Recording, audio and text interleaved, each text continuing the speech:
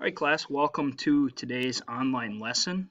Today we're going to be talking about the European exploration of early Minnesota and the fur trade in early Minnesota and how that all kind of impacted um, the the creation of the territory and the state and led up to everything that we have today. Early on, if you go back to the 1500s, most of what was being explored in the Western Hemisphere was South America. And that was being done by the Spanish, that was being done by the Portuguese, and then the Europeans or the other Europeans like the English and the French and the Dutch start exploring North America a little bit more. And on this map, you can kind of see early on you have the English or the Great Britain controlling the East Coast, the Spanish controlling the south, and the French kind of moving in to the north. And that's where we're going to find kind of the first Europeans are going to be coming down to Minnesota from the north, from Canada.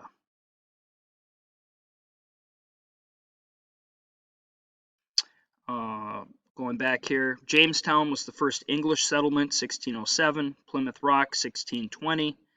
And then the first French settlement is going to be Quebec, up here, or not the first one, but a major one, Quebec in 1608.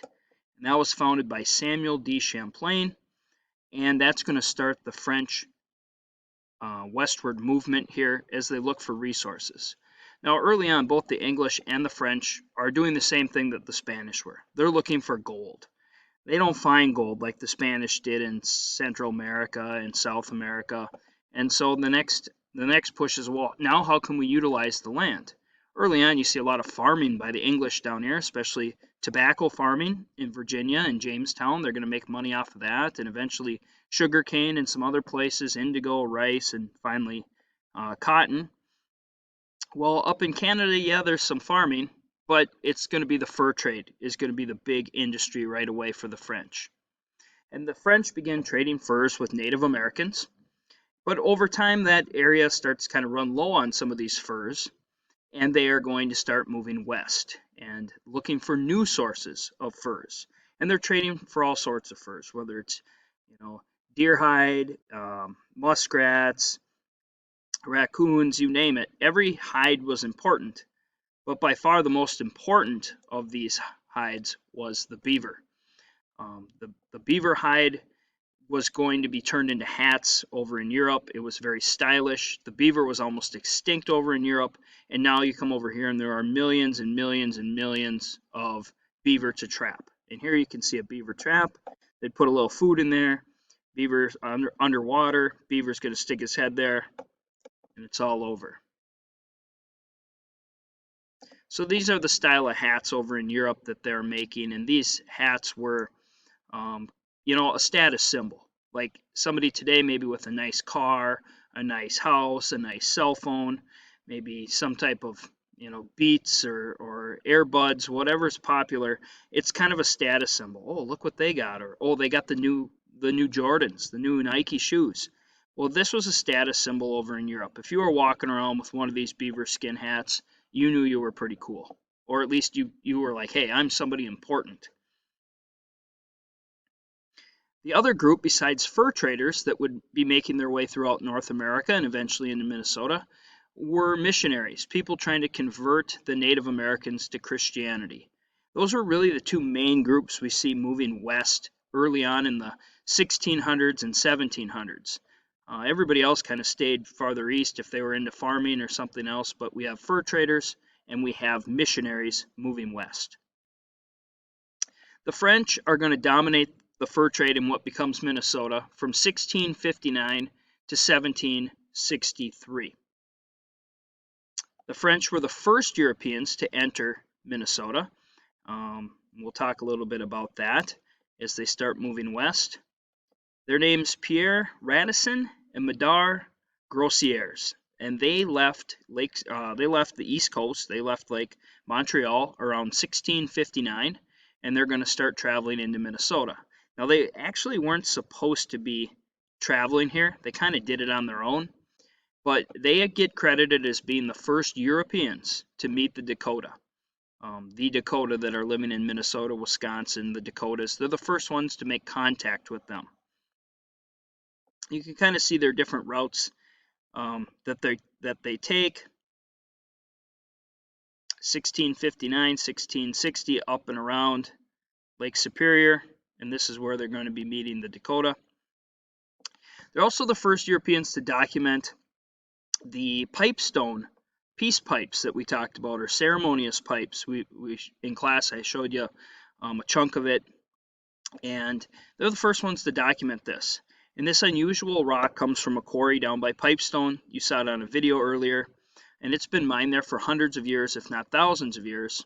And all Native Americans have a right to it. Today it's a national monument. The only people that are allowed to quarry the rock there are Native Americans. So it's way down here, southwestern Minnesota. You probably can't see it. There you go. Now you can see it a little bit better. Southwestern Minnesota. I have to move my screen around a little. That's what it looked like. Now, Radisson and Groseilliers came back with a lot of furs. They traded a lot of stuff to the Native Americans. What were they trading? Usually metal objects, metal pots and pans, hatchets, knives, maybe some cloth, things that were going to make the Native Americans' lives easier. They were also told by the Native Americans, by the Dakota, that there was a giant sea to the north. They're talking about the Hudson Bay is what it'll eventually be called. And this giant sea was going to have a lot of furs around it as well. So they got to go from down here all the way up here, which they eventually will. Eventually, Radisson and Groseilliers are going to start their own, help get a new company called the Hudson Bay Company started, and they're going to work with some Englishmen to do it. They actually get in trouble when they came back with all those furs, and they got them confiscated because they didn't have a permit. They weren't supposed to be out there. Maybe there were more important Frenchmen that wanted credit for that. But either way, Radisson Groseilliers end up in England. They create a new company with some English businessmen called the Hudson Bay Company. You'll have a link to that after this that you can watch. And they start creating forts up here and trading posts that we'll talk about later, where they're trading for furs, and then you get in the ships in the summer and head out across the ocean back to England. Now, we did have some very famous French explorers come through Minnesota. Throughout the 1600s and early 1700s, there was a lot of exploring. And besides looking for furs and other things to trade for, the Europeans or the French were also looking for the Northwest Passage, which doesn't exist. They're looking for a water route that would be a shortcut through North America to the Pacific Ocean. Doesn't exist. They never found it, but they were all looking for it. So some of these famous French explorers, their names are still around today. Duluth, you've all heard of Duluth. Hennepin, you've probably heard of Hennepin, and Le Sueur. So those are three French names you've probably heard of, and they were guys that were exploring our state in the late 1600s, early 1700s. Wasn't a state yet. Daniel Greysolon Duluth, was a French military leader and explorer who led an expedition into what is now northern Minnesota in 1678. You know, time frame here, Salem witch trials in Massachusetts haven't happened yet, if you've heard of those. You know, we're talking 58 years after the Pilgrims arrived, after the first Thanksgiving, those types of things. So this is a long time ago. We're talking 100 years before the Revolutionary War will start. And as Duluth was traveling through Minnesota, he meets the Dakota and Ojibwe around Lake Superior. He travels south with the Dakota to Lake Mille Lacs, and he was getting along well with the Dakota. He claims the Mississippi River Valley for France. So even though he doesn't know where it all goes, he has a pretty good idea. It's a big river heading south. He claims it for King Louis the 14th.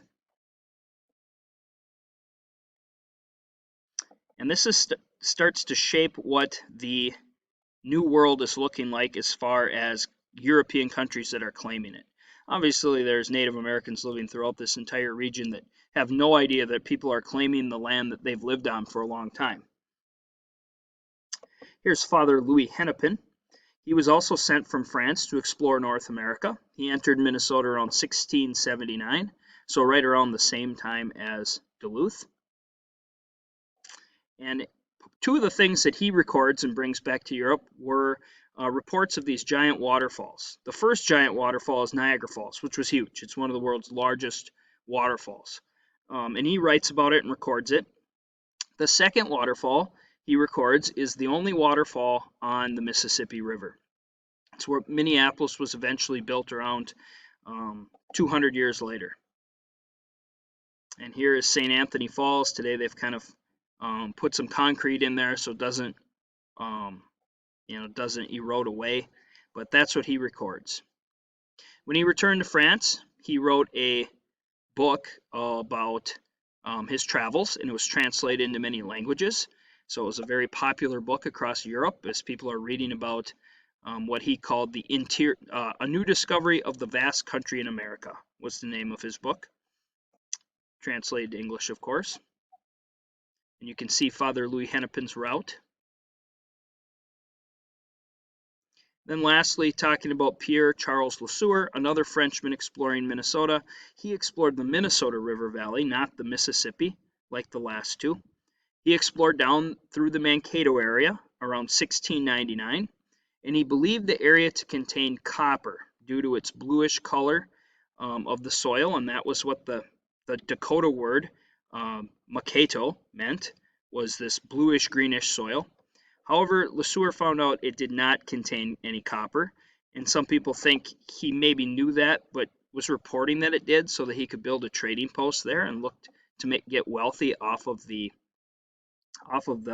furs in the region. And to this day, we have Le Sueur County that part of New Prague is in. There's the town of Le Sueur down there. Here's some of that clay from like around the Minnesota River, kind of bluish, greenish. And so eventually this Le Sueur leaves, cash in on the furs. His trading post eventually disappeared or was burned to the ground. And on some of his travels on his way back, I believe, to America, he stops in Cuba and he gets yellow fever or malaria, one of the two, and dies. And he's currently buried in Cuba. So kind of interesting. You have a Frenchman, French explorer, place is named after him in Minnesota, and he's buried in Cuba at a church. Just real quick, a little bit about the British era. We'll finish this up tomorrow, but the British are going to really take control over this area after the French and Indian War, where the British fight the French and Indians, and that's going to give them control. And so now all of a sudden you're not going to find as many Frenchmen trading. You're going to find English companies trading throughout the region. A lot of the French still live here and stay here, and that's why they speak French here. And so there were a lot of French still going through there. It's just the furs, instead of going back to Paris, are now going back to London.